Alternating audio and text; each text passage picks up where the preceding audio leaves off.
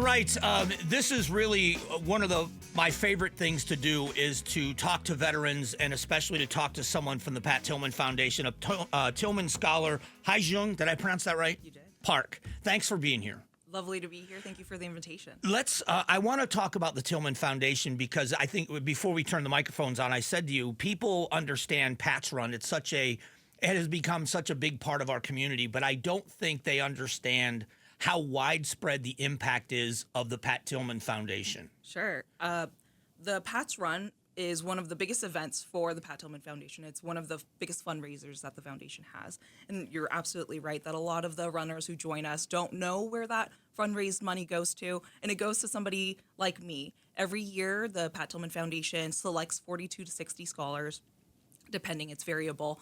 But every year, we add a new class of scholars, and the scholars range from one domain to another, so from medicine to healthcare to education and that wide range. But one of the biggest other part of that is that community that gets created. Right. So the first scholars were selected back in 2009, and now we're in 2025 going into 2026, and all of the scholars are connected from 2029 to now. And so it's lovely to see everybody kind of grow up in this community and become selfless leaders and know what that means or embody what that is and then lead through action. How did you learn about the foundation? Because as we were talking about it, you were very persistent in applying. So what was it that drew you to it, and how did you find out about them? So luckily, I went to grad school right here in Arizona State University, the Pat Tillman Veterans Center, which is the namesake. And it was an easy bridge. But beyond my affiliations with Arizona State University, the Pat Tillman Foundation and the scholarship is so well known across the veteran community and the military community that every year everyone knows that December 1st the application's opening, and that like if you're pursuing undergrad or graduate degree, go and apply and see where that takes you. What was it? How did you get notified? Who notified you? And what was it like when you got that notification that you were accepted as a Tillman Scholar? I wish I knew who notified me. I know it was a gentleman. So whoever Okay. you are out there. So as a reviewer of the applications, I know that it's one of the reviewers or one of the board members of the foundation. And so I know it's one of them, right?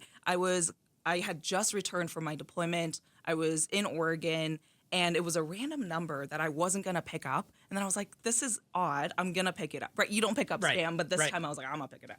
Picked it up, and the gentleman across the phone basically said, congratulations, you're a Tillman Scholar. And I had to pause and think about what that meant. And, I was very respectful. I said, thank you. And my enthusiasm didn't come across the phone.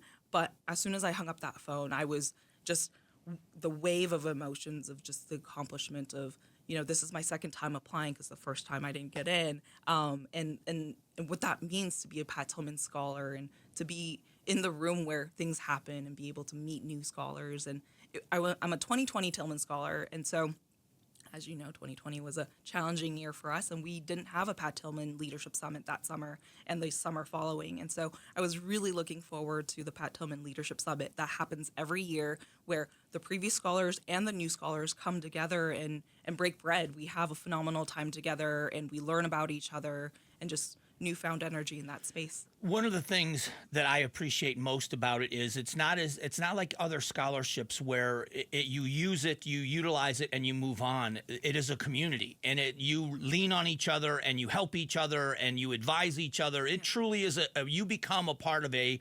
fraternity, or sorority, for lack of a better term, right? Yeah, absolutely. A lot of the scholars come from different backgrounds all across the country, all across the different MOSs or different military occupations and different years of service. And we come into this cohort, and you realize really quickly that the folks who have been selected to be in that space really embody the pillars of the Pat Tillman Foundation, which the values are service beyond self and leadership through action. And you can see people embody that within the different worlds that they're in. It's rare to find people willing to open up and share resources or that network and that experience. And one of the really incredible things about the Pat Tillman Foundation is that they're very intentional about selecting scholars, but also bringing scholars into a space where it sparks energy for people to start thinking about what can we do to improve the different areas that we are currently working in, and what are the ways that we can help each other achieve the goals that we have. And it's really, really lovely to see. It's really inspiring to be a part of that. And then it encourages me to sit back and think about how am I going to continue to embody the life that Pat lived and the values that we carry forth. Do you mind sharing your MOS? Because you had one of the most interesting of all the things. I didn't know this job existed in the military. Do you mind just explaining what you did? Absolutely. I actually have a little bit more of a shocker that kind of sets the stage for this conversation. So one of the things about my life is that I'm a DACA recipient. So I'm a beneficiary of Deferred Action for Childhood Arrivals. That married with President Bush's program called Military Accessions to Military Accessions Vital to National Interest, MAVNI, and the marryment of DACA and MAVNI gave me the opportunity to earn my citizenship through the military, and I didn't get a choice in my job. Which is remarkable. Which is phenomenal, life-changing. The pathway no longer exists. I meant your actions. I think that it's phenomenal that you did that work, and you, like you said, you earned your citizenship. I just think that's a remarkable accomplishment. We talked about policies that shape and change people's lives. This was it, right? Like the marryment of the two policies. So I didn't get to choose my job, but the job that was given to me was 68 Romeo. It's veterinary food inspection specialist. And so when I called my mom, I was 68 Romeo, and she said, "You're going to work on kibbles? Like, what are you working on?" Right? So the 68 Romeos, we are a part of the veterinary corps, but what we primarily focus on is human consumption or food that people eat. We serve every other branch except for the Air Force, and what we do is we look for food defense and food safety. So when I was deployed, one of the things that was a part of my job is to go to manufacturing companies that supply food to our different bases and make sure that the chickens were vaccinated properly, that sanitation was present for food prep or for egg, poultry, safety, and shipment. So you upheld the standard. Yes, exactly. And so I am full of myself, and I tell myself that I had the most important job in the military because we eat 3 times a day, right? We feed our soldiers 3 times a day, and we want to make sure we're providing the healthiest, safest food, and so that they can go on and do their mission. And so, yeah, I tell myself I had the best job in the military. But it is a great job. Can you, before we close this out, will you talk about what you're doing now? Because you earned your PhD. I did. You're now teaching, but talk about what this scholarship helped you achieve and where it's taking you. Yeah.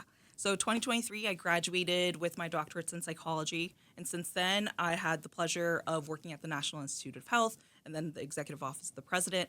Now I work as a professor at Glendale Community College teaching undergrad psychology. I'm now a board member of Phoenix Center for the Arts, one of the things about the Pat Tillman Foundation that I love is throughout life, there have been moments where I had to pivot. And during that pivoting, one of the things that anchored me are the core values of the Pat Tillman Foundation. And I'm grateful for that because it allowed me to think about what are ways that I can contribute to my community. And that it was through teaching full-time at the community college and then serving on the board for the Phoenix Center for the Arts. And so that's what I'm working on right now. It is remarkable to meet you. I'm so glad you came down to the studio. And congratulations, and thank you for your hard work, and thanks for sharing your story. I think it just helps educate people more about the Pat Tillman Foundation, and I think that education is necessary. Thank you so much for the invitation. Hopefully I did a good job. You did a great job. Thank you so much. Thanks for watching The Mike Broomhead Show.